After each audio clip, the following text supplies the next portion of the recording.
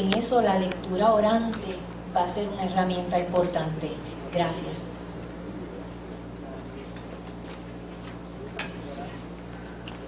Yo me voy a sentar, porque si me ven, estoy andando medio cojo, es que ayer tuvieron que abrir la planta de pie para sacar un vidrio que llevaba ahí ya varias semanas.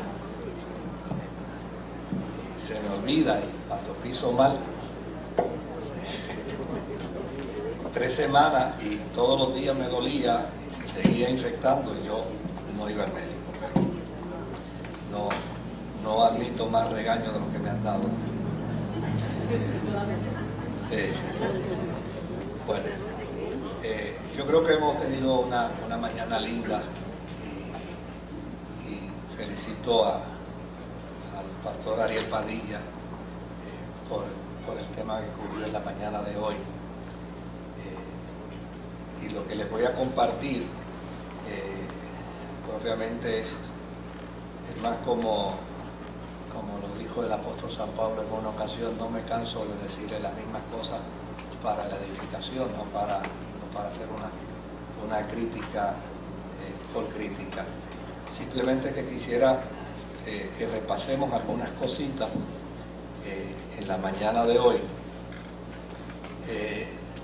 Desde el inicio bíblico neotestamentario, el cuerpo diaconal, que no existía en el Antiguo Testamento, empezó a existir en el Nuevo Testamento, se convirtió en el brazo derecho del cuerpo pastoral.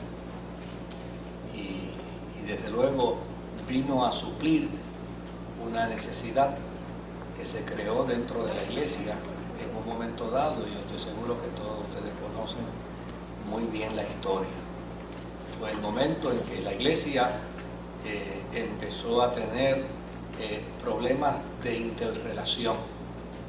Y los problemas de interrelación dentro de la iglesia hicieron necesario, obligaron a que la iglesia orara, y después de orar entendiera que necesitaban crear un cuerpo de diáconos y diaconisas. En aquel entonces obviamente estábamos dentro del marco de un contexto totalmente patriarcal y todos fueron diáconos, pero más adelante también la historia misma bíblica dice que había diáconos y diaconisas, por lo tanto es un planteamiento bíblico lo que encontramos. Y ese nuevo ministerio que se desarrolló en la iglesia vino a trabajar con las necesidades y con las crisis que se creaban desde el punto de vista de la interacción de los creyentes. Así es que quien trabaja dentro de un cuerpo de diáconos en la iglesia, si algo debe tener presente es que en todo lo que hace y en todo lo que realiza representa la pastoral de la iglesia.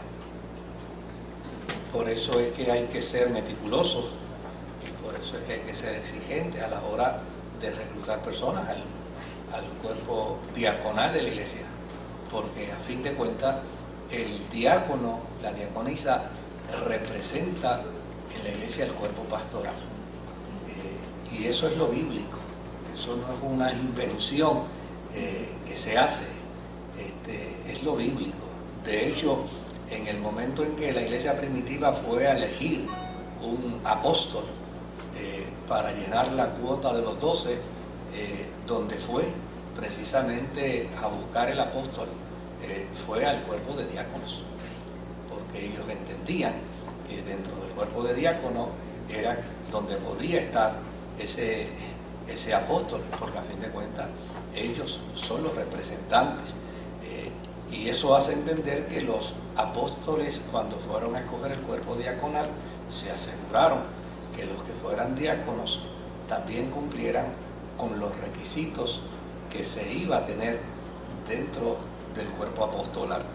Así que me parece que es necesario siempre que el diácono, la diaconisa, pueda tener bien presente que su función y su tarea va en representación del cuerpo pastoral de la iglesia. Así que todo lo que se realiza dentro del trabajo diaconal se realiza en esa digna representación. Por lo tanto, esto nos obliga a entender que en situaciones que requieran conocimiento, que el cuerpo pastoral requiera conocimiento y el cuerpo diaconal lo obtenga, lo propio es que inmediatamente lo deba compartir. Hace unos días atrás yo me encontré con una persona a quien estaba echando de menos, y cuando me acerqué y le pregunté, me dice, no, yo le había dicho a fulano que yo no iba a estar. Quise hacer la tarea a ver si fulano había compartido la información, pero la información nunca había sido compartida.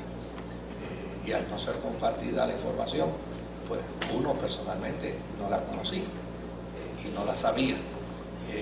Y no me costó otra alternativa que volver a encontrarme con la persona, gracias, y hacerle saber, mira, la razón por la que no te pudimos asistir fue porque teníamos desconocimiento total.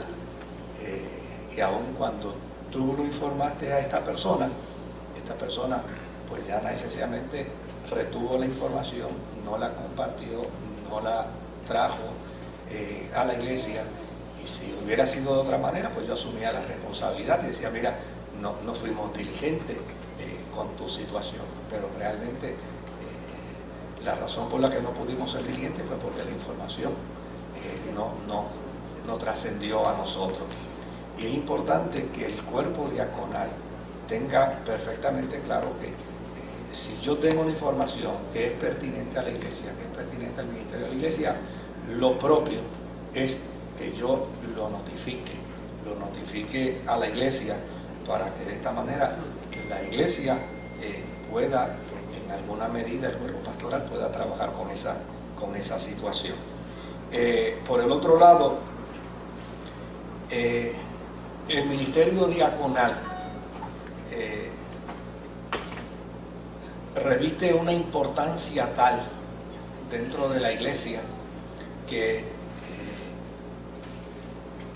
en la mente de todo hombre y de toda mujer que hace un trabajo diaconal debe estar perfectamente claro que a menos que el Señor no decida otra cosa con nosotros, la prioridad de nuestro trabajo debe ser dentro de la diaconía. Esa debe ser nuestra prioridad. Yo sé que hay una serie de elementos en los que uno puede interactuar y puede compartir, pero uno necesita desarrollar unos procesos de disciplina, ¿no? Y de autodisciplina. Yo puedo estar en cualquier actividad martes, pero cuando llega mi hora de irme a estudiar las escrituras, yo no negocio eso con nadie. Los que ayudan aquí en la oficina saben que ya a más tardar la 1 de la tarde los martes yo estoy recogiendo bártulos porque yo quiero encerrarme en mi casa a estudiar las escrituras. Lo mismo los sábados.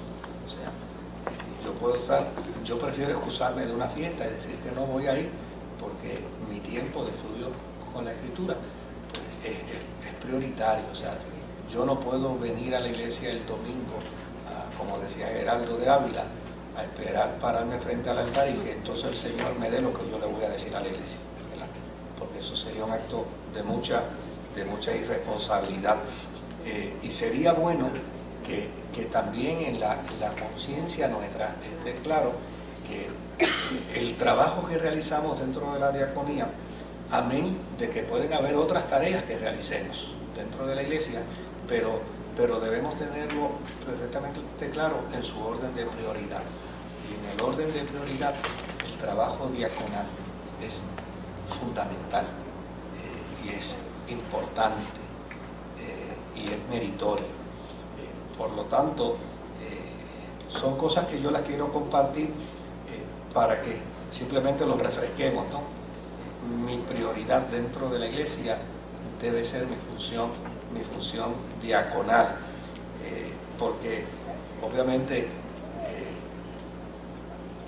a veces uno quisiera hacer lo que más a uno le gusta, pero en el servicio al Señor es todo lo contrario. En el servicio al Señor no es hacer lo que me gusta, es hacer lo que el Padre me pide que haga, donde el Padre me ha ubicado a hacer. Hay muchas cosas más que nos pueden gustar, pero obviamente lo que es importante es donde el Padre me ha pedido que yo esté, donde Él me ha exigido que yo me ubique. Y en ese sentido, yo creo que es importante que nosotros podamos conocer con perfecta claridad que esta tarea del cuerpo diaconal es fundamental para la vida de la iglesia. Tal vez otras pueden esperar, pero la tarea del cuerpo diaconal es fundamental, no puede esperar. Sería bueno que también que quien trabaje con la información, esto más bien es a base de una sugerencia. Yo estuve preguntando cómo se daba la información y cómo circula la información dentro del cuerpo diaconal, porque tengo que admitir que el cuerpo diaconal es muy efectivo informando. Cuando yo voy a ver un enfermo, por lo general, siempre que llego, ya los diáconos han llegado. Y cuando voy a una funeraria, cuando llego, ya los diáconos están. Lo que quiere decir es que el vehículo de información del cuerpo diaconal es efectivo, pero quisiéramos vincularlo a la información de la iglesia. Por lo tanto, quienes tienen esa responsabilidad, yo quisiera sugerirles que en adición a enviar la información al cuerpo diaconal, puedan hacerlo también a Vida en Comunidad. Vida en Comunidad es el site dentro de este campo cibernético donde toda la información de la iglesia circula ahí dentro. Y esto es algo que lo vemos constantemente, y lo vemos no diariamente, sino constantemente. O sea, cada vez que a mí me entra un mensaje en el celular, me dice de dónde viene el mensaje, si viene de Vida en Comunidad, si viene de mi correo personal, y desde luego uno está viendo constantemente esa información. Y mi sugerencia es que la persona que se encarga de enviar la información a todo el cuerpo diaconal, lo único que tiene que añadirle ahí es Vida en Comunidad. Y Vida en Comunidad pues va a permitir que la secretaria de la iglesia lo vea, y va a permitir que el cuerpo pastoral lo vea también simultáneamente. Ustedes lo reciben, y eso me parece que sería fundamental, porque ahí estaríamos recibiendo la información todos para poder servir mejor a los hermanos de la iglesia. Por el otro lado, hay un dato importante en cuanto a la información que puede circular en la iglesia, sobre todo en las muertes de miembros de la iglesia y de familiares. Y es que a veces las personas, claro, están dentro de esa crisis que se crea cuando alguien fallece, y llaman a un diácono o a una diaconisa y le piden que coordine un culto. Pues esa información debería llegar primero al cuerpo pastoral antes de coordinarlo. Y esto para ahorrarles incidentes con los que ya nosotros nos hemos visto envueltos, muy dolorosos y muy tristes, porque a veces hay personas que con su buen deseo, con su buena intención, quieren que se dé un culto en el funeral de fulano de tal, pero no es la persona autorizada para eso, ni es la persona que tiene que ver con esa responsabilidad. Y en ocasiones lo que ha sucedido es que el primo de la prima llamó porque se murió fulano de tal, y quieren que le den un culto funeral, y obviamente se ha ido con la mejor intención de servirle y de bendecirle, a dar el culto funeral. Pero ¿qué sucede? que cuando se llega a la funeraria, el primo de la prima no está allí. Él simplemente lo que quería era que se cumpliera con un deseo, con una buena intención de su corazón. Pero cuando llega allí, la familia dice, nosotros no hemos pedido eso, ni tampoco lo queremos. Y cuando dice, no lo queremos, pues lo único que tenemos que hacer es disculparnos y dar media vuelta y salir. Entonces, eso adviene precisamente como resultado de poca o ninguna información. Por lo tanto, ¿qué es lo propio? Si alguien llama, decirle simultáneamente, llama también a la iglesia. Llama también a la iglesia. Porque si llama a la iglesia, obviamente nosotros nos vamos a asegurar que sea la persona que tenga la facultad y la autoridad. Mire, yo mismo personalmente fui una vez a la funeraria Eret, porque me llamaron para que fuera a dar un culto funerario. Yo aparecí allí y desde luego cuando llegué, el muerto era un Rosacruz y allí estaba toda la logia de los Rosacruces allí. Y desde luego uno de los dirigentes de los Rosacruces planteó y dijo, no, nosotros tenemos nuestra propia ceremonia. Pero desde luego quien me había invitado a mí era la hija del muerto. Y la hija del muerto se acercó allá y dice, mi papá era Rosacruz, pero él se murió. Y quien está aquí sufriendo la pérdida soy yo. Y yo fui quien invité al pastor para que venga a ministrar a nuestro dolor y a nuestra necesidad. Y desde luego, pues ya, fíjese si hubiera sido el primo de la prima. Pero allí estaba la hija diciendo, no, yo tengo una necesidad en medio de la pérdida de mi padre y yo necesito que esa necesidad se supla. Y lo interesante fue que los Rosacruces hicieron su participación y el mismo presidente de la cosa esa de los Rosacruces fue el que me presentó.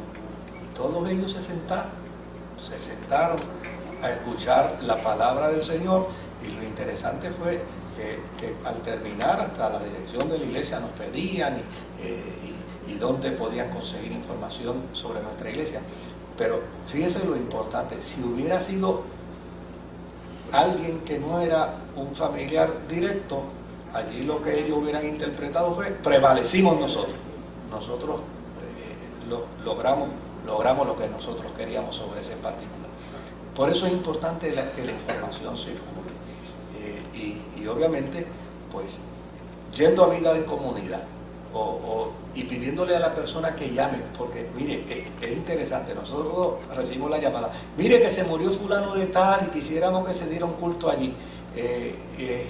¿Usted tiene vínculos familiares con la persona? No, yo soy la vecina, lo que pasa es que ustedes cantan tan lindo y ustedes tienen que hacer...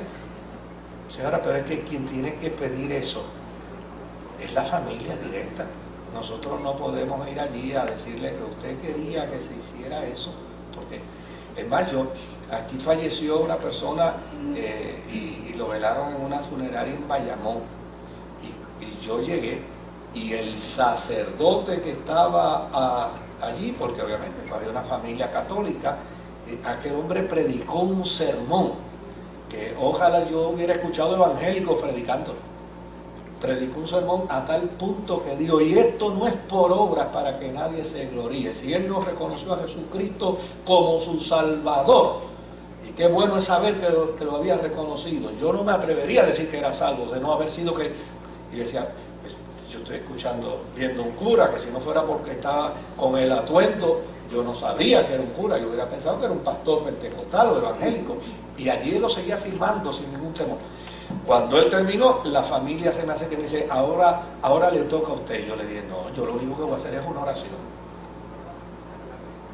Si ese hombre predicó, es más, yo creo que yo he mandado a una gente para el cielo sin saber que están en el cielo que él. Ese hombre predicó un sermón donde le hizo saber a la gente que si no es a través de Jesucristo nadie es salvo. Y lo dijo con perfecta claridad. ¿Para qué yo tengo que predicar otro sermón? Le dije, no. ya el padre predicó el sermón y yo lo único que voy a hacer es una oración de consolación por la familia. Y se acabó, porque ¿para qué entonces yo iba a entrar a predicar otro sermón? Si ya aquel hombre había dicho lo que era bíblico, lo que la Escritura enseña. ¿Y sabe qué provocó esto? Esto provocó que esa familia hoy se esté congregando con nosotros. Fíjense qué interesante, porque familiares de ellos que no eran evangélicos, dijeron, oye, pero mira qué diferencia, qué consideración, ¿dónde es esa iglesia? Empezaron a venir y hoy están sirviendo al Señor aquí. La información es bien importante y que esa información pueda circular todavía es más importante. Por el otro lado, la administración en el salón de diáconos debe ser antes o después del culto, nunca en el proceso del culto. Si alguien se acerca a usted a medio culto, pues porque está ensojado con lo que yo estoy predicando y tiene el perfecto derecho a enzorrarse, o no le gusta mi predicación, tiene el perfecto derecho a decir, a mí no me gusta lo que él está diciendo, pero no le podemos permitir que se invente, yo le voy a pedir a los diáconos que oren por mí, y coge y levante a 4 diáconos, se los lleve para el cuarto para que oren por él y le ministren allá. Es mejor decirle, no, usted tiene que esperar que el sermón se acabe. Chúpese el sermón y después oramos. Si se intoxicó, después oramos para desintoxicarlo. Pero debe ser dentro de ese marco, porque a veces nosotros con la mejor intención, mire, yo lo he hecho inclusive a alguno de los pastores aquí que me ha dicho, mira, tienes que ir a la oficina un momentito. Y digo, lo que voy a hacer en la oficina es más importante que lo que estoy escuchando en el sermón.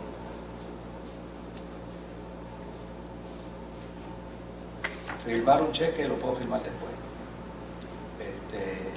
Contestar una llamada telefónica, se coge el número, pero lo que estoy escuchando en la predicación, yo considero que es más importante. Por lo tanto, espero. Pero no me voy a levantar, porque cada vez que yo me levanto de mi silla y está el predicador predicando, él por su mente pueden pasar miles cosas, entre ellas no está apoyándome en el sermón. Y si ustedes han observado, cuando alguien va a predicar en esta iglesia, yo me salgo de allá y me coloco aquí, porque yo quiero que ese predicador, indistintamente quien sea, sepa que yo le estoy prestando atención a su sermón. Y obviamente, porque tengo convicción que Dios habla a través de su palabra. Y que hay tal vez 1000 cosas que Él puede decir que a mí no tienen pertinencia, pero dentro de ellas puede aparecer una que me estremezca desde los pies hasta la cabeza. Y obviamente es como una información, yo no estoy aquí identificando a nadie ni a nada, simplemente es como una información. Si alguien se hace que dice, mira, quisiéramos que ores por nosotros, estamos en el culto. Una vez el culto concluya, sí, o en su defecto, antes del culto. No hay ningún problema antes del culto. Pero si estamos en el culto, espera que termine el culto y luego te llevamos allá, y si hay que orar y hay que ministrar, con mucho gusto lo vamos a hacer, porque precisamente esa es parte de la función del cuerpo diaconal, ministrar a la vida de los hermanos y de las hermanas en necesidad. Por el otro lado, es un comentario que quiero hacer a la hora del llamado. Yo procuro que la gente que se convierte simplemente reciban una oración aquí, porque sé que cuando reciben la oración aquí, inmediatamente son llevados al cuarto de diáconos y allí son instruidos, son guiados y son orientados. Por lo tanto, si ustedes se dan cuenta, yo procuro y el cuerpo pastoral procura que esto acá sea lo más corto posible, porque a la larga van a ser ministrados en el cuarto. Por lo tanto, yo no voy a invadir lo que el cuerpo diaconal le va a decir a esa persona en el cuarto. Yo no voy a empezar a decírselo aquí. Yo yo sé que el cuerpo diaconal tiene un protocolo para hacerlo y lo va a hacer en el cuarto. Pero es importante también que el diácono que acompañe al que, ay Dios mío, para lo que uno sirve los sábados, ya me mandaron la lista de las cosas que tengo que comprar. Pero es importante que al momento de ministrarle la oración a esa persona, el diácono o la diaconisa simplemente sea un acompañante. Ahorita yo lo voy a llevar allá, entonces yo lo voy a instruir y yo lo voy a dirigir, pero en el altar es un acompañante. Resulta que todavía a veces yo estoy haciendo el llamado al altar y ya el diácono o la diaconisa le está ministrando a la persona. Entonces, obviamente, yo no voy a decirle, no, espérate, voy a dañar el buen espíritu del momento, ¿no? Pues lo dejo pasar por alto, pero si nos podemos poner de acuerdo en eso, nos va a ser mucho más saludable. Es esperar y simplemente es acompañarlo en el altar, que la administración surja en el momento indicado. En ocasiones el diácono puede tener una voz grave, puede tener una voz fuerte, y por más bajito que habla, se escucha. Entonces lo propio es guardar el silencio en el altar. Y una vez termine, usted se lo lleva al cuarto y allí entonces entramos en el protocolo que ya tenemos para trabajar con esa persona. Amén. De que si dos estamos orando por una persona, a lo mejor la persona ni siquiera sabe, no va a entender ninguna de las dos, porque a lo mejor yo estoy orando por salvación y el otro está orando para que Dios lo ayude, y se queda en que no entendió ni por qué se le estaba orando. Y entonces me parece que es importante que eso lo podamos trabajar. Alguien dijo en una ocasión que la práctica es la que hace la perfección, y nadie se sienta aludido, ni nadie piense que es simplemente para cosas que podamos mejorar con la ayuda del Señor. Por el otro lado, sí,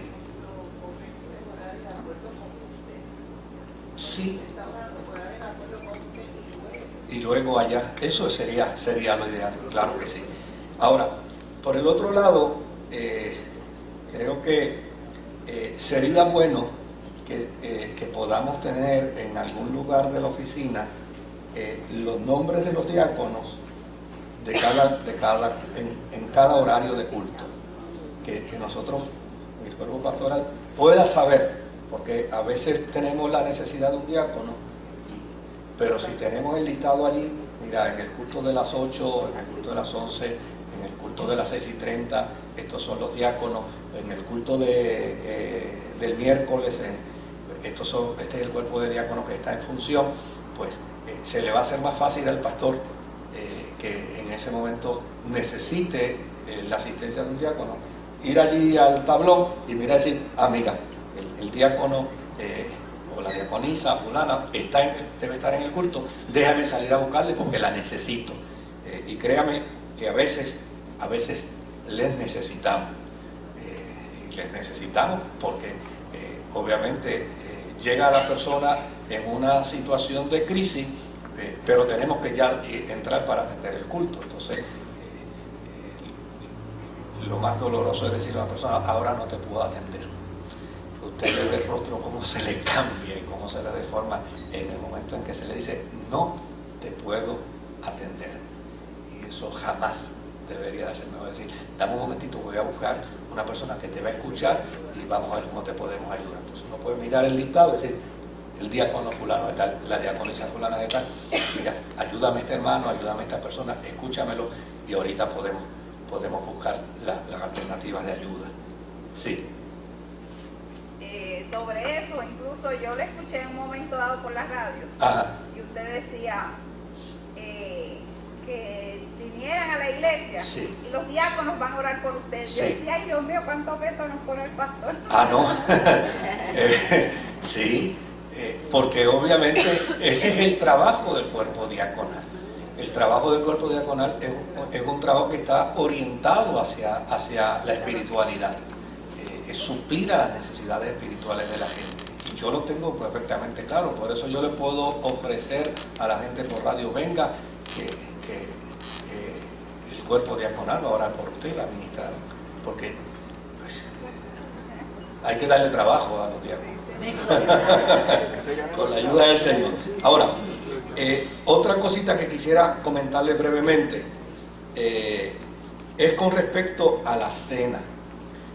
Yo sé que, por ejemplo, este domingo tenemos la cena del Señor.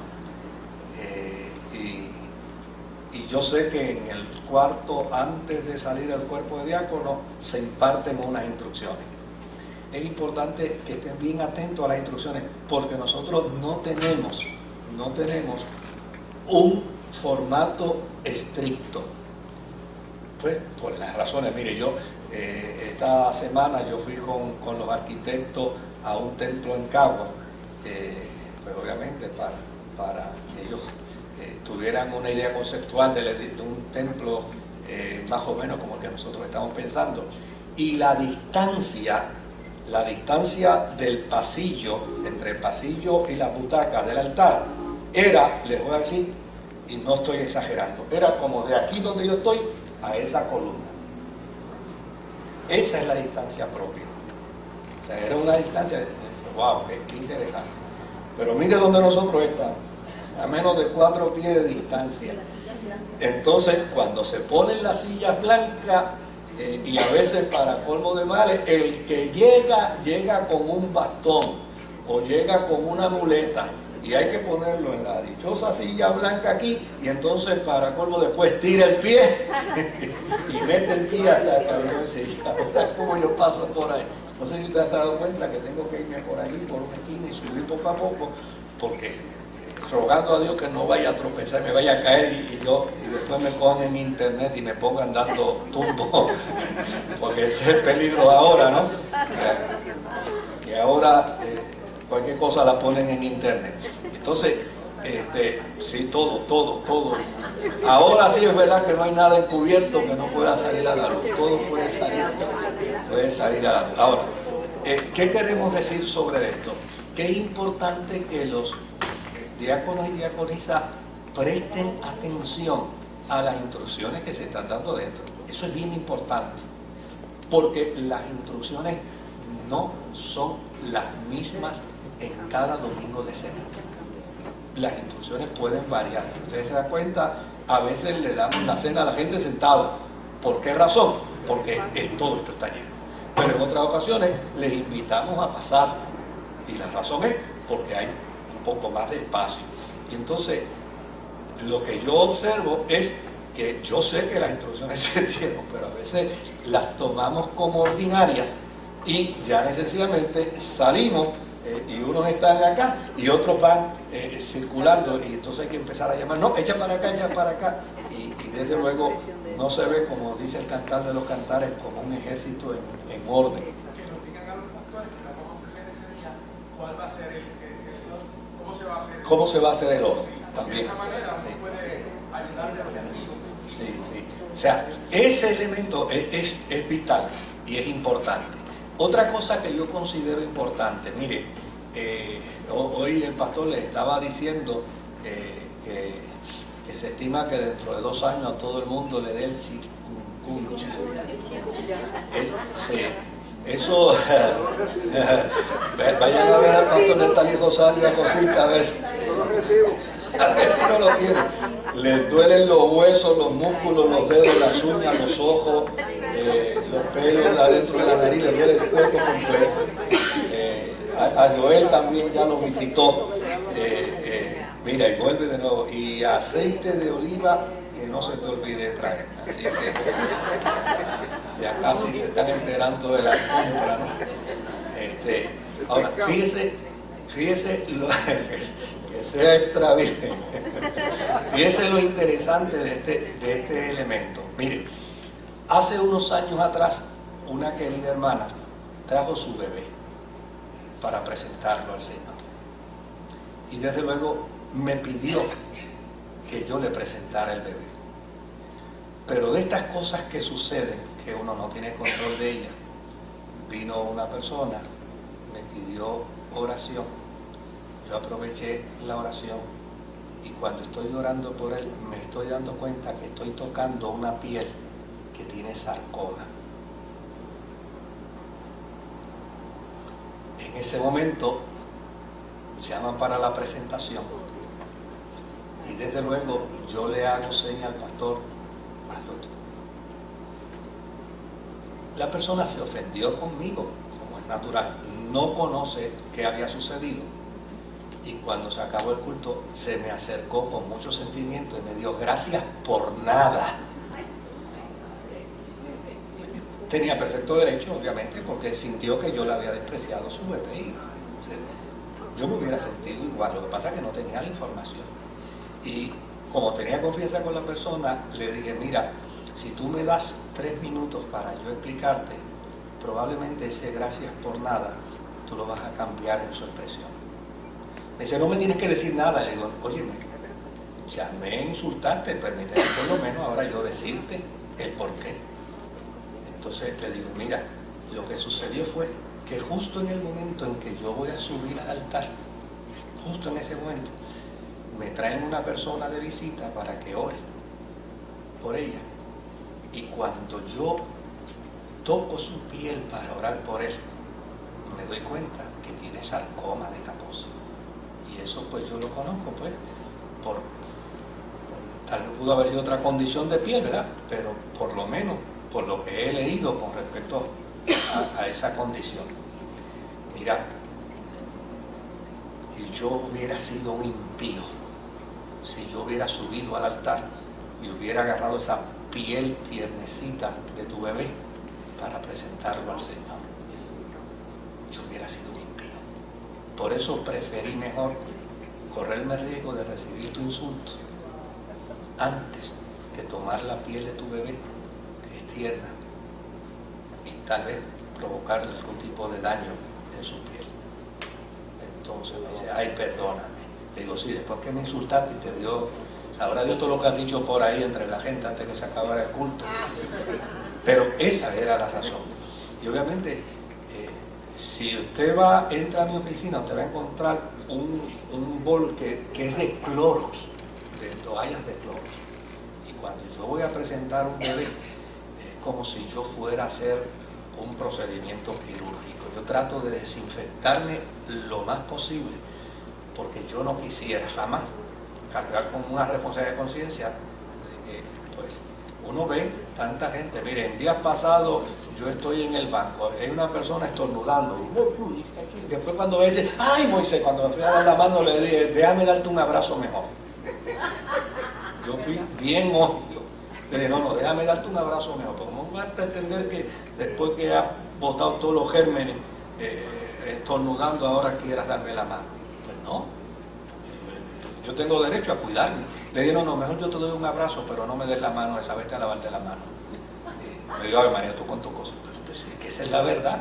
O sea, y uno está consciente que hoy en día, y los diáconos y diaconisas que están aquí, que saben de los procedimientos de salud, saben los altos riesgos que hay.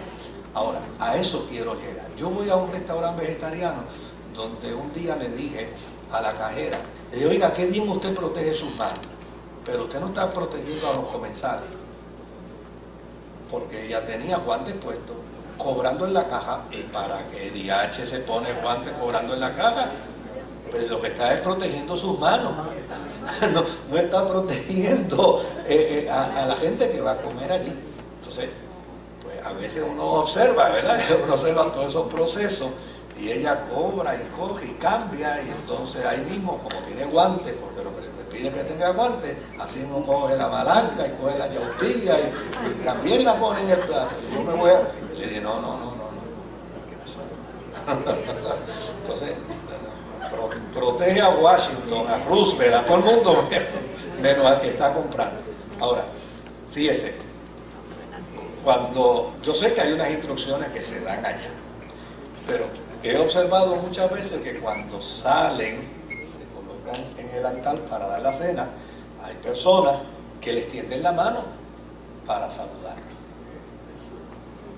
Y usted tiene el guante. Mire, mejor tírele un peso. Si Ariel le viene, mejor le tiro un peso que piensen de mí lo que la gente quiera pensar. Pero no le doy la mano. Porque llana y sencillamente yo no sé qué estaba haciendo esa persona, qué estaba cogiendo. Entonces, yo voy a agarrar el elemento del pan para dárselo al hermano. Pues por lo tanto, mire, hágale un gesto.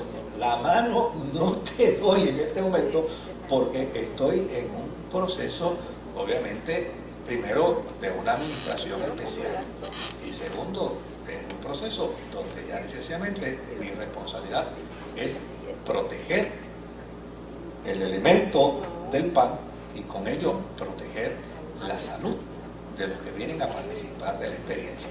Así que usted está aquí en el altar, usted ya necesariamente, mejor le sugiero que agarre el plato del pan con las dos manos y así la persona se da cuenta que usted no le puede dar la mano. Esa es una forma. Porque si yo lo tengo con una sola mano, la persona dice, pues tiene la otra mano disponible para... Pero si tengo el elemento del pan. Por el otro lado, no permita que nadie meta la mano. ¿No? Y hágalo, mire,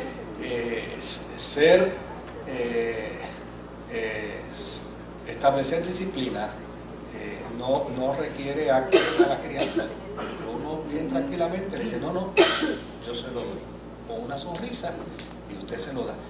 Porque el gran problema, que yo no sé cuántos estuvieron aquí en los martes que estuvimos hablando sobre el hinduismo, pero una de las condiciones de estos países donde hay tanta enfermedad es precisamente el resultado de una mala higiene. El ébola, por ejemplo, es el resultado de una mala higiene. Y nosotros tenemos que cuidar a nuestros hermanos. Así que, obviamente, yo sé que la instrucción es que el guante se le da justo al momento de comenzar la cena. Sí. Y así es que tiene que ser. No le pueden dar el guante antes porque a lo mejor usted viene y pone el guante en el asiento. Pero, perdóneme, ¿verdad? Si esto le causa a usted alguna mala impresión, pero mire, donde usted está sentado es lo menos higiénico. De hecho, yo no dejo un niño acostarse aquí.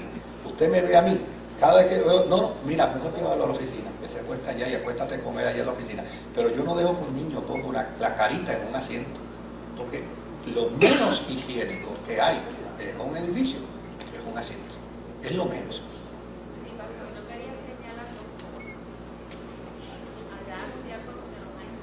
Sí. Todo lo que usted está indicando. Entonces, una de las cosas que se ha dicho es que una vez se oye acá, no se vuelva a orar allá, ya se van a dar instrucciones, Sí. no volver a orar, poner las manos o predicar. Eso se ha dicho hasta la sociedad. Número 2, cuando pasamos por los elementos, no podemos adorar ni cantar, porque tenemos los elementos en la mano. Ya, te guarda la boca si quieres la adoración, pues, eso es importante. O sea, acuérdense que usted está en una función de administración y en una función de administración usted no está haciendo lo mismo que toda la congregación está haciendo, usted está en ese momento ministrando. Por lo tanto, el corito puede invitar a cantarse, pero sabe que tiene al frente, en cuanto yo canto, obviamente yo estoy expeliendo. Sí, permítame, sí. ¿Puede hacer un poquito más la voz para que te escuchemos todos? Buenas, con relación a cuando ya estamos en el mismo acto, notamos que hay personas que entran, se va a permanecer la puerta cerrada una vez que ya finalice y las personas se pierden porque hay momentos en que ya hemos terminado y hay personas que entran y tenemos que volver, obviamente para suplirles a ellos. Nosotros tenemos unos puestos y nos quedamos ahí para servirle a ellos, sí. Pero lo ideal sería, en medida que se pueda, ver la sugerencia de que entonces se queden afuera una vez que ya esté completado. Sí. No sé. Sí, a veces, claro, hemos dejado al cuerpo pastoral que en ese momento está ministrando que use su criterio. Mire, hay gente que llega tarde siempre.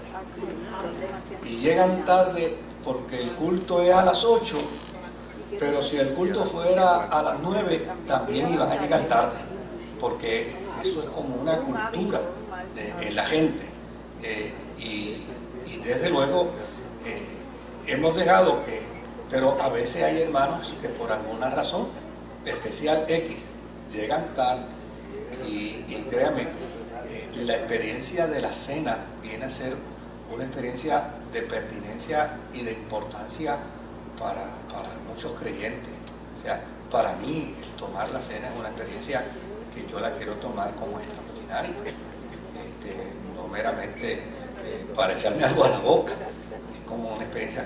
Entonces, le hemos dejado a los pastores ese libre criterio, porque a veces precisamente el que está en la puerta es una persona que responsablemente siempre viene temprano, pero ese día por alguna razón tuvo alguna dificultad. Hay alguna gente que yo le quisiera dejar la puerta cejada, haya cena o no haya cena, pues siempre llegan tarde. Y después, y se lo he dicho, le digo, y después campechanamente, como una vaca, hoy te pasa por el mismo centro de la iglesia paseándote, interrumpiendo a la gente que está viendo en internet, para entonces buscar un asiento preferencial. Tú tienes pantalones, y yo se lo digo con claridad, Marisa, que yo se lo digo, entonces hay que tener pantalones, llegas tarde, después te metes por el mismo medio del pasillo y bloquea la transmisión para entonces buscar un asiento preferencial. Oye, me llegaste tarde, ubícate por allá y pídele perdón al Señor por haber llegado tarde al culto. Pero se da, si ahora, pastor, pero se da esa situación. Y desde luego, la razón de usar el criterio es porque no quisiéramos penalizar a algunos que obviamente por alguna razón en especial. Y como sabemos que tal vez no nos toma mucho tiempo, tal vez menos de un minuto, poder decir si va a participar, pues darle esa oportunidad, pues lo hacemos, porque la cena es una experiencia de comunión, ¿sí? o una visita, y es una experiencia, siempre es una experiencia de comunión. Pero necesitamos ponernos de acuerdo. Le doy a Zulma y luego te paso, sí.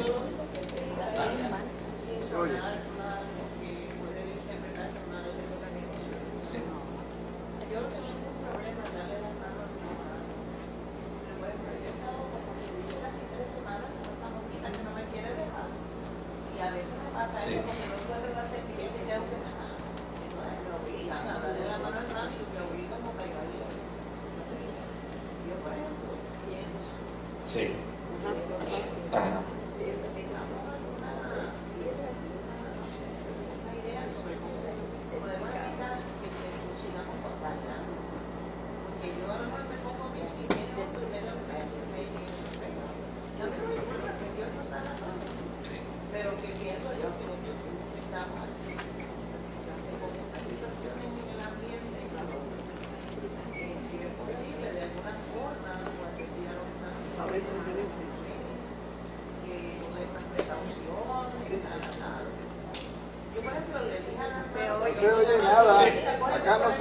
Que no se escucha.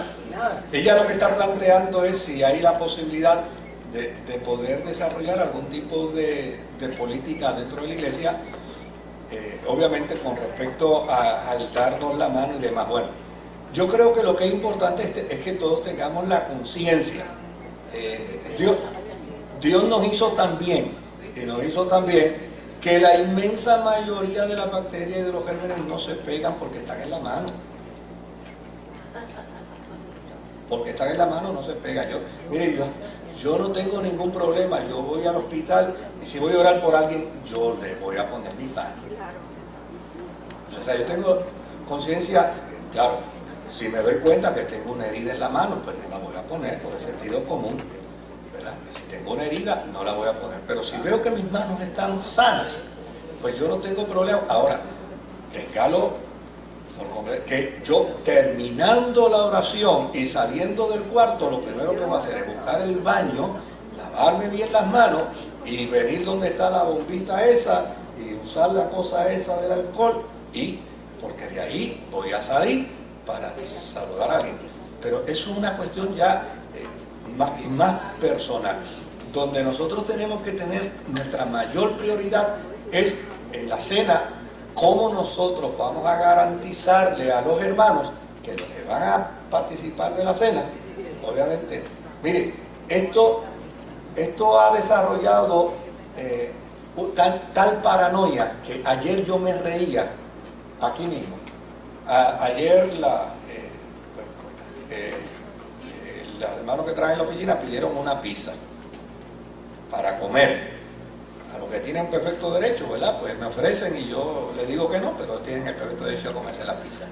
Y mire qué interesante, mire hasta dónde se ha desarrollado la paranoia, que el que trajo la pizza, aquí un mosquito lo picó y él presentó la querella.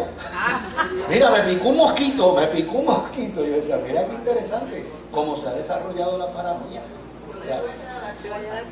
¿Verdad que sí? O sea, quizás el asunto de cerrar la puerta de aquí sí, se podría resolver si se pone una persona en la parte de afuera, un ujier, y se deja aquella puerta abierta, y en vez de entonces entrar por aquí donde interrumpen todo el servicio y todo, sí, entonces la persona entra por allá y se pueden acomodar de esa forma, porque casi siempre ese sitio de allá está medio vacío, sí, en algunos cultos. Amén. Yo creo que es una buena sugerencia. Sí. Nosotros los mujeres Ajá. tenemos la recomendación de que mientras se está sirviendo la cena, se deja entrar a las personas. No se sientan, sino que se dejan entrar para servirle la cena. Pero una vez el pastor comienza a oficiar la Santa Cena, Ahí se cierra la puerta. Están todas las puertas cerradas, excepto que sea una emergencia que pueda salir.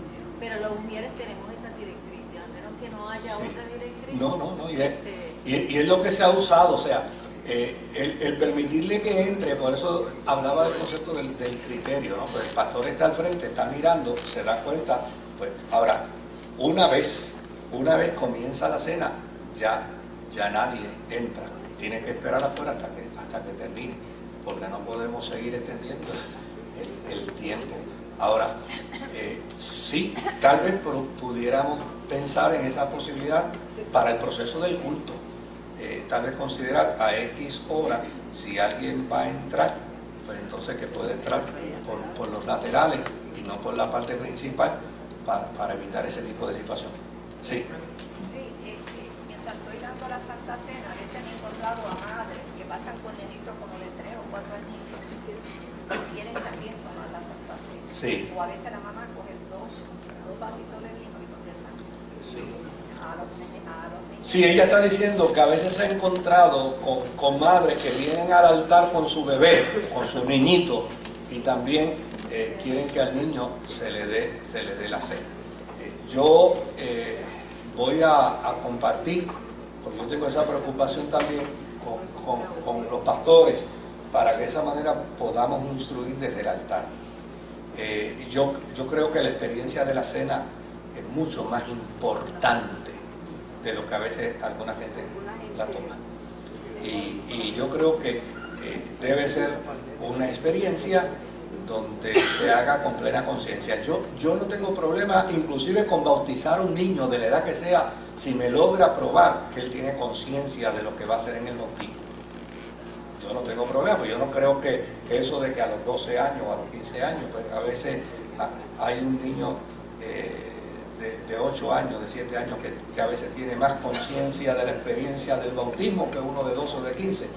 Pero me parece que en ese sentido deberíamos orientar un poquito más, y yo lo agradezco a ella, que lo vamos a hacer.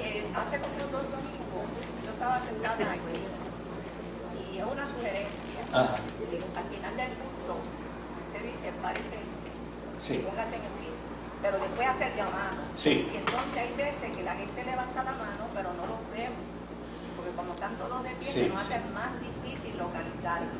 Y de hecho yo estaba allí y estaba buscando a la persona por allá, y la persona estaba allí. Y tú estabas así, Sí. yo... Y entonces no lo encontré. Y que fue cuando usted dijo, que hermana, pase por aquí. Sí. Me sentí mal, porque se supone que yo la llevo llevara, que era Sí. más cerca de ella, Le- no la buscaba por allá. Le voy a dar una explicación de eso bien breve. Ah, ok. En una ocasión alguien se me acercó y me dijo, usted no hizo la invitación hoy. Y yo le dije, eso es bien sencillo. La razón por la que no hice la invitación es porque llana y sencillamente el mensaje que me están dando sin tarjeta, sin que nadie haya levantado la mano, es que no hay conversión. Entonces, ¿para qué voy a hacer un llamado a conversión si todos los que estamos aquí somos creyentes? Esa es la única razón. Pero ¿qué ha sucedido en muchas ocasiones como esta? Es que o me han traído las tarjetas de visita y se la han llevado. Y justo en el momento en que voy a concluir el culto, me doy cuenta, hay visita. Y si hay visita, lo propio es llamarlos a la conversión. Entonces, porque tengo a la gente de pie, digo, vamos a hacer el llamado. Y lo que es extraordinario es que en infinidad de ocasiones, haciendo el llamado, la gente responde al llamado a reconciliación y a conversión. Pero esa ha sido la razón. Consciente, y estamos bien conscientes de que entonces al diácono se le hace más difícil, porque a veces yo desde acá lo puedo ver, pero el diácono está acá abajo, entonces no puede identificar y empieza a caminar de aquí para allá a ver dónde que está la persona. Pero vamos a ver cómo podemos ajustarnos. Pero ese ha sido el proceso, que me he percatado de que hay visita. Y para mí, el domingo pasado yo hice la invitación a las 8 de la mañana, nadie se convirtió. Hice la invitación a las 11, nadie se convirtió al Señor. Por la noche la asistencia es menor, y sin embargo pasaron 6 jóvenes a entregar su corazón al Señor. Y mira qué interesante, a lo mejor a un juicio somero, pero si a las 8 nadie, si a las 11 nadie, aquí nadie se convierte hasta ahora, lo paso por alto. No. La invitación tiene que hacerse. Contigo concluimos que hay un ñame allá. Nada más es para decirle que para mí el llamado hay que hacerlo siempre, porque hay personas que vienen, no son invitados la primera vez, y vienen y a veces es en el primer culto que se convierten, en el segundo, en el tercero, y no son nuevos. Sí. Y se lo digo porque una vez me pasó con la hija Marilú, y ella había venido, y cuando Sí. ella pasó, que el espíritu la fue como al quinto o sexto culto. Sí, amén. Es una sugerencia, que Sí. no necesariamente los nuevos. Amén. Y lo otro es que se pongan de acuerdo con el momento de la cena, porque a veces lo da muy temprano, y a veces yo he sentido, digo, wow, faltan todavía mucha gente por venir, Sí. y sobre todo en el culto de la noche. Y ya llamaron a la Santa Cena, y a mí me da sentimiento, porque ellos se van a perder de eso. Sí. Bueno, yo tengo que decirle algo. No podemos complacer a todo el mundo. Ariel ha llegado a pensar, que tengo aquí a Iris con un turno que la he reservado. Ariel ha llegado a pensar que yo soy obsesivo, compulsivo con la cuestión del tiempo, y él probablemente tenga la razón. Pero, o sea, para mí, por ejemplo, el miércoles hubo un error en la cuestión de, pues, como siempre, la adoración de los miércoles se hace a las 8:30, pues muchos de los músicos pensaron que era a las 8:30. A las 8:30 iba a estar el predicador. Pues ya yo tenía la guitarra lista y le había dicho a la pastora Olga, sube conmigo y hacemos el devocional tú y yo, pero a las 8 en punto. Menos mal que a las 8 menos 10 aparecieron 2 o 3 de los que iban a hacer el devocional. Le dije, tienen 2 alternativas, o lo hacen ustedes con lo que hay, o lo hago yo. Pero el culto es a las 8, no es a las 8:05, ni a las 8:03, ni a las 8:10, es a las 8. Y obviamente, como tenemos un programa, por una sencilla razón, porque a las 10 de la mañana hay que concluir para que la gente pueda salir y puedan entonces los que van a entrar. Entonces, no podemos darnos lujo para dilatar. Es que dice, no podemos dilatar.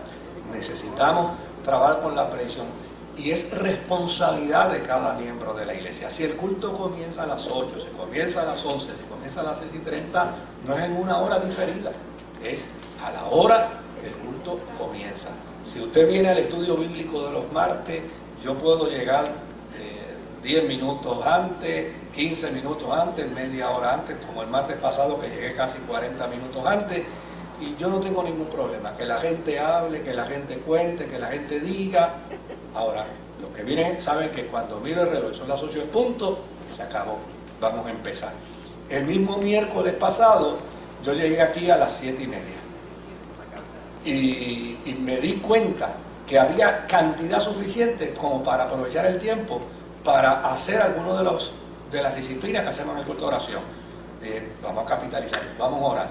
Oramos 20 minutos y yo no tengo ningún problema, eso no altera la espiritualidad. Es decir, hermano, ahora le vamos a conceder 10 minutos para que le salude, hable, y a las 8 en punto empezamos. Y la gente lo disfrutó. De hecho, yo empecé a recibir llamadas por mensajes por internet diciéndome qué lindo, qué bien quedó. Y eso no se planificó. Pues yo dije, oye, pero si habemos una cantidad sustancial aquí, ¿por qué no aprovechamos y hacemos oración? Y oramos por Puerto Rico, y oramos por la niñez, y al final le pedimos, vamos a orar los unos por los otros. Y a las 8 menos 10 habíamos hecho esos 3 ejercicios de oración, y pues tenemos 10 minutos para hablar, porque hablar no es pecado. 10 minutos pues para hablar, compartir. Ahora, 10 minutos sabiendo que a las 8 en punto vamos a comenzar. Dieron las 8 en punto, comenzamos el culto, y la experiencia circuló muy bien. De eso es que se trata. Sí, no, ahora pues, si sigo aquí me van a hacer la compra completa. Vamos a cerrar con Iris. Nada, yo solamente quería... Ponte de pie, Iris, para que así... Para que salga en internet. Hasta coja ya, somos dos. No, que yo solamente quería compartir que nosotros los diáconos tenemos las instrucciones de que al altar pasan 3 personas a veces o 2, dependiendo del culto. Pero las instrucciones son que todos donde estemos tenemos que estar pendientes de la conversión. En el caso de que los diáconos están aquí y se convierte una persona en aquella esquina, el diácono que está en aquella esquina lo acompaña, lo trae hasta aquí, lo deja y regresa. Porque es la única forma que lo hemos planificado para poder hacerlo, ¿verdad?, eficientemente, porque si entendemos que el planteamiento es cierto, a veces sí estamos todos levantados y levantan la mano, no los vemos, pero para eso las instrucciones han sido que el diácono que esté cercano es el que lo va a acompañar y lo va a regalar. Siempre es diácono, que esté ejerciendo o no esté ejerciendo, le toque o no le toque, el diácono y la diaconisa siempre es diácono, siempre es diaconisa. Querido, Dios me los bendiga y gracias. Sí, bueno.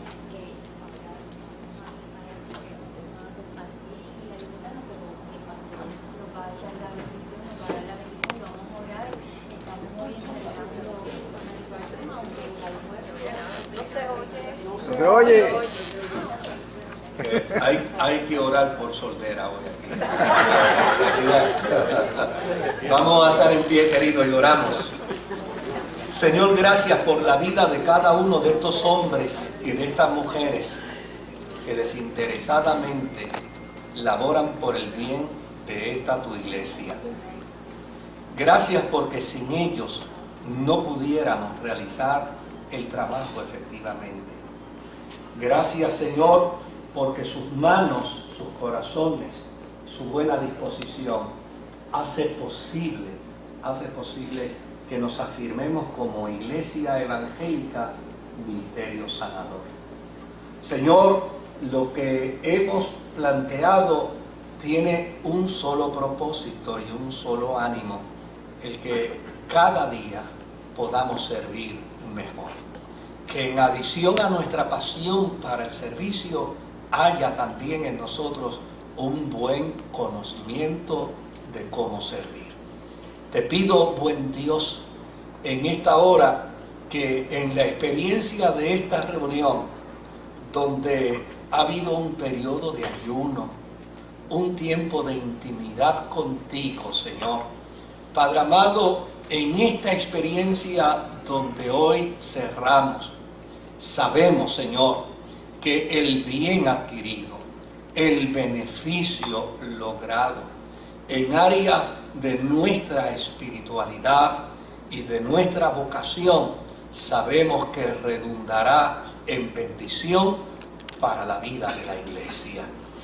Dios amado, las necesidades que cada uno de nosotros podamos tener, tú las conoces, tú las sabes, y tenemos certeza que estamos ante un Dios bueno, que sabe dar mucho más abundantemente de lo que pedimos y de lo que esperamos.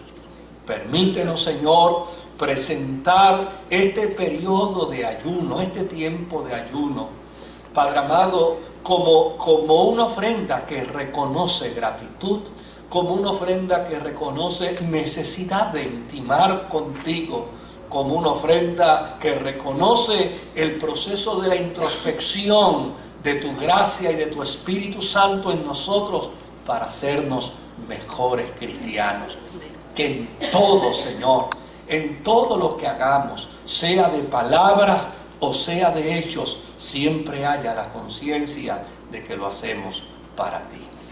Así, Señor, damos por concluida esta experiencia, sabiendo, buen Dios, que el cielo tuyo siempre está abierto para bendecirnos.